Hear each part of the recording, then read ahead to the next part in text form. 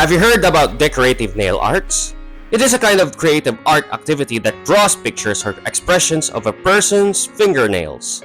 It is somehow acting as an accessory to women's fashion, in which these are expressing every woman's expressive emotions or character. I think the contribution of this decorative nail art into women's fashion is, I think it has become a staple in women's fashion nga kasi, how accessories do, diba? It's like you are adding an extra layer of style in yourself there. In this episode of Hobby Talking, we're going to interview a girl whose hobby has turned into a business. And her business? To design decorative nail arts. So kung sakaling magpapa-decorative nail art ako, pwede ba ako sa'yo? Hobby Talking! Makakasama natin at makakapanayam ang isang babae. Malalaman natin kung paano gumawa ng decorative nail art. Kung pangalan po nila ate. My name is Shekyla Lizada and I am the owner of Get Nailed PH. Shekyla. Hi, Shekyla. Hello. Thank you for allowing me to feature you in this episode. Thank you for having me with this opportunity, of course, in your vlog. Don't forget to follow and subscribe his channel on YouTube, Inori Donz. Yeah, Inori Donz ang aking pangalan ng YouTube channel. Makakapanayam natin ngayon ang isang babae na kung saan nagsimula lang pala sa hobby ang kanyang business na Get Nailed PH. Hi everyone, I'm Shekyla Lizada and I am a home-based nail tech here in 4th Street in Pedro Laguna, and I'm a proud owner of Get Nailed PH. So I'm here together with Inori Donz to share a little bit about my journey and my passion for nail art. So actually, yung love for nail art and yung passion ko, actually, nag-start siya ng hobby way back when I was an intern nung graduating student na ako sa college. So, nakita ko kasi yung isang friend ko na ang ganda ng design niya sa nails niya, and I asked her kung saan siya nagpapagawa or ano yung tawag dun sa mismong nail extensions or nail art na yun. And then, after that, I asked what are the materials, kung ano yung mga ginagamit niya. Sabi niya kasi sa akin, meron siyang pinagpapagawa ng nail art na yun. Here lang din naman sa Laguna.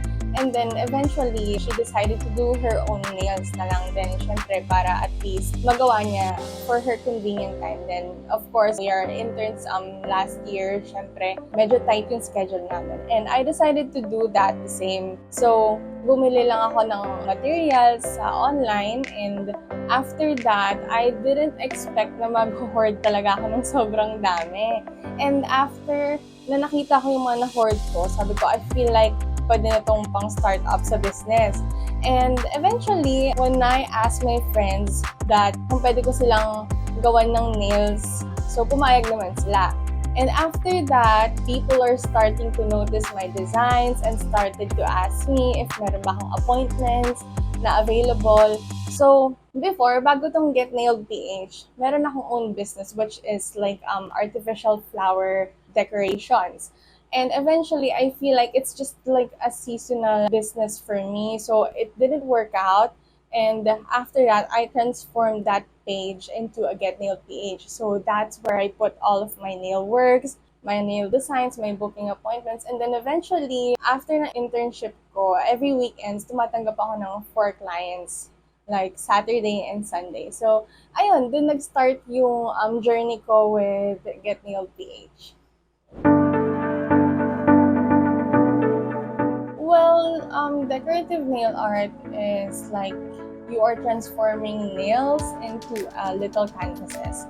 And also, it allows women to express themselves into the nail designs, their personality, their moods, their creativity into unique designs. Sometimes people or my clients do ask me kung kaya ko ba tong nail inspo na to. They are providing me some nail inspo And of course, I always tell them honestly kung kaya ko bang gayahin yun or not. But ever since, I really do love to paint, to draw, and everything. I really do my best na para of course, ma-copy or ma-fulfill yung design na gusto nila. And I think the contribution of this decorative nail art into women's fashion is, I think it has become a staple in women's fashion nga kasi, how accessories do, diba? It's like you are adding an extra layer of style in yourself then.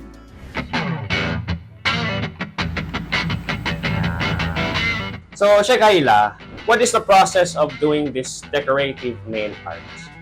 Actually, the process of doing this is, it starts, of course, with the basic cleaning, shaping, and at the same time applying the hydrator, primer, and base coat. And after that, I also do extensions, or I do have like choices when it comes to the nail extensions, or it is called builder in a bottle or buy-up overlay. If my clients want to extend their nails, I suggest to do nail extensions. So there are a lot of types of nail extensions, but what I do is soft gel nail extensions.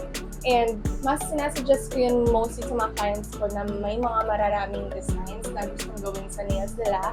And at the same time, kapag builder in a bottle overlay naman, which is the buy-up overlay, ang ginagawa ko is I do put like builder gel or like a hard gel on their nails or on top of their nails para mas strengthen yung natural nails nila. So, when it comes to brittle nails, yun din yung sinasuggest ko para at least hindi ma-crack or ma-break in yung natural nails nila.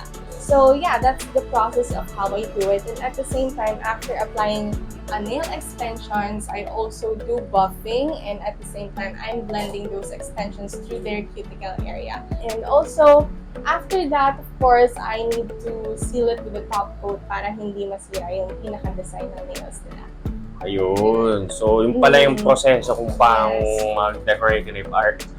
So, Exactly. medyo komplikado ng process. May nilalagyan na And prime. usually, it takes us for about 2 to 3 hours. So you need to set your time and also effort with us to like we are doing. Kasi syempre, we want, or I am aiming to have like a good quality, of course, of your nails para mas matagal din yung retention ng nails nyo. So ganun pala. So, parang ang mahal yata ng decorative nail arts. Kumbaga, it takes walking man hours din yung proseso. Exactly. Saka matrabaho. Yes. Ayun. How long does the decorative nail last before it wears out? Well, actually, it lasts most of the time 1 month to 2 months. But I am not recommending to make it like 2 months. Please go back to your nail tech din ASAP after like 1 month na. Kasi when your nails, of course, is having like this heavy extensions na in the middle of your natural nails, sometimes nag-break talaga sila. And we don't want to cause any accidents or nail injury or nail wounds. Tapos gagawin natin siya because we won't accept that kasi most of the time baka ma-infect namin. Of course, we are like putting some solutions, some acetone and stuff sa nails nyo. So, much better book an appointment with us na wala kayong mga wounds, or if ever naman, usually when it comes dun sa retention, 1 month lang talaga yung pinaka-suggest ko.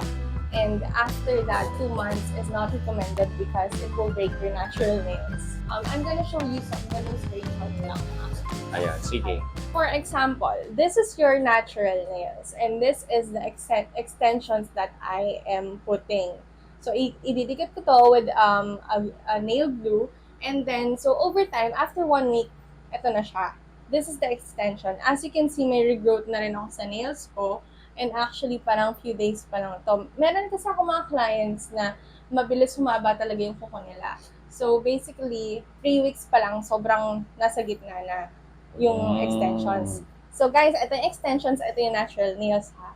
And over time, after 3 weeks, ito na siya. And after like 1 month, ito na siya.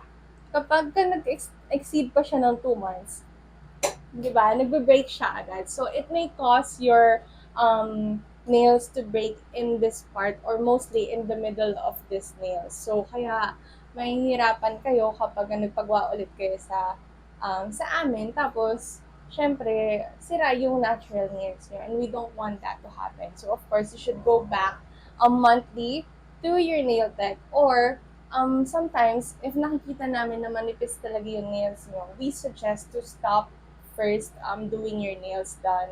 And we suggest to rest your nails first and then go back with us for after like 2 weeks or 1 month. So, para mas matibay pa rin yung natural nails. Ayun. So, you have yung mga bagay na to keep in mind before you do with the nail tech thing. Yes. Yung decorative Exactly. nail arts. Yeah. So, kung sakaling magpapa-decorative nail art ako, pwede ba ako sa'yo?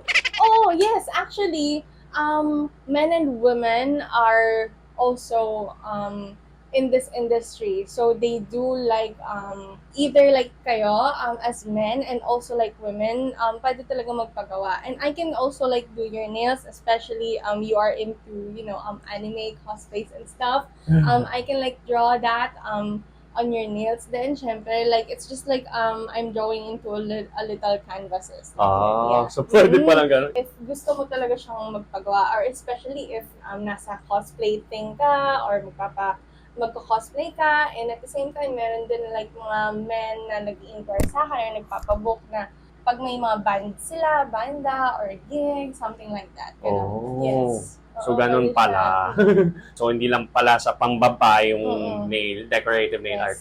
Pwede din pala sa panlalaki. Any gender, guys. Ayan. Pwede kayo.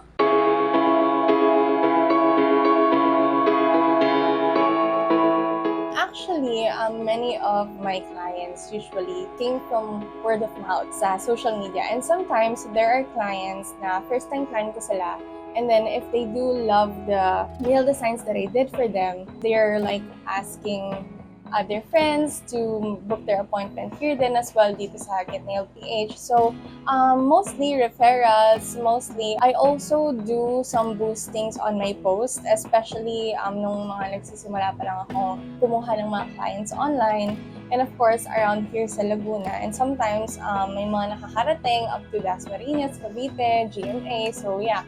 Really, do social media is like a great tool para makakuha ka ng clients. And at the same time, nakakakuha rin ako because I do have my own booking link on where clients can book their appointments with my availability for that.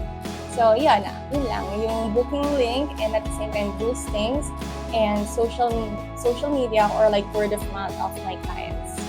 Actually, when people do avail my services, of course, unang-una sa lahat is, is managing their expectations. And sometimes, intricate design can be hard to do so. So, kailangan you need to invest with some of, high-quality polishes and gel polishes, colors, materials, and stuff. And also, at the same time, of course, I mentioned earlier na may booking link ako. So, one of the challenges is sometimes I experience or sometimes I do encounter clients who have canceled my appointments in a short notice. So, yun yung challenge ko sometimes. Because of course, in my case, I do already give my time and effort to that slot. So, minsan nakaka-encounter ako na there are times na nag-no-show talaga sila or nagka-cancel immediately. But what I do is I set my standards on my policies and reminders for us to be fair on both parties. So at the same time, I'm very also, kind of lenient kasi maybe there are, emergencies lang naman din. So sometimes I do like consider their reasons for that. But of course, I do offer this schedule immediately, and at the same time, I do offer some cancellation fee then para by next time, we can like have a smooth transaction when it comes to booking my appointment. The most important thing for me, especially if it's your passion, is never stop learning. It means like even if you feel like you know so much, you have to learn as well continuously.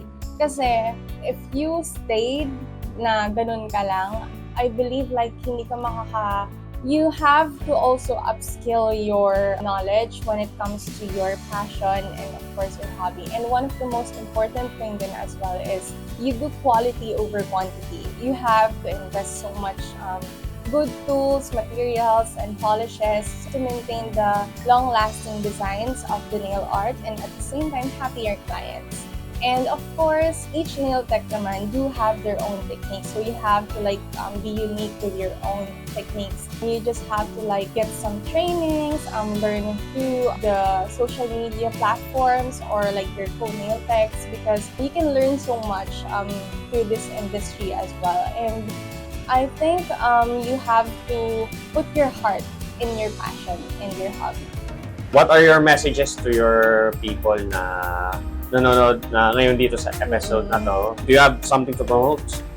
Well, I would just like to thank this opportunity to be interviewed with Inori Donz, of course. And my message is, I just want to thank everyone, to my clients who always do their monthly bookings with Get Nailed PH, and to my future clients, if you're looking for an affordable and a home-based nail tech around here San Pedro, just go with Get Nailed PH.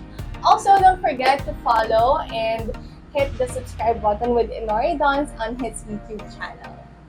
And also, don't forget din to like and follow din yung Facebook page ni Shekyla, which is the Get Nailed PH. Ayan. Nasa video description po yung kanyang social link na papunta sa Facebook page niya.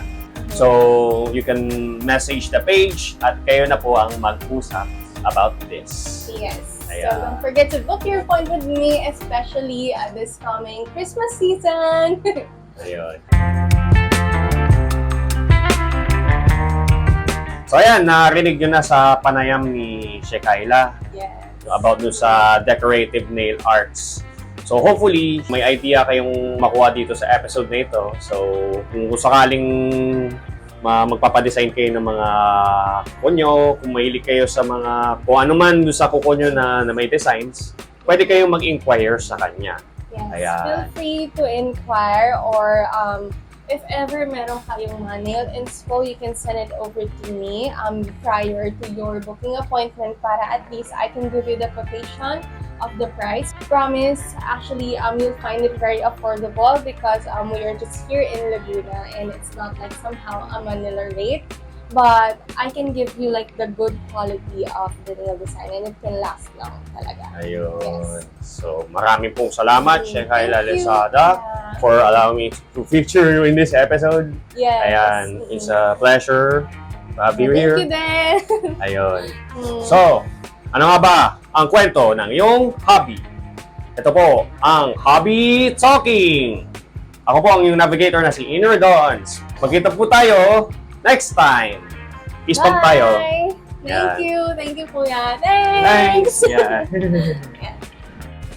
Don't forget to like and subscribe.